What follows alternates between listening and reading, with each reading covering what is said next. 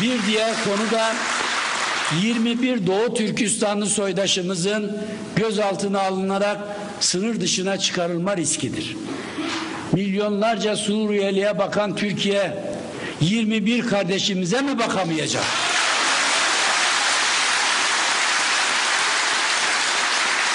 Onlara mı barınacak ev, yedirecek ekmek bulamayacaktır? Unutmayalım ki ah alan olmaz, ah yerde kalmaz.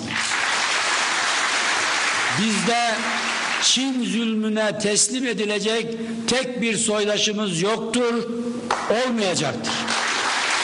Mazlum Doğu Türkistan haklı ve baki kalacak davamızdır. Soydaşlarımız ise her daim namusumuza emanettir. Bu duygu ve düşüncelerle hepinizi sevgi ve saygılarımla selamlıyor. Başarılar dolu bir hafta geçirmenizi yürekten temenni ediyorum.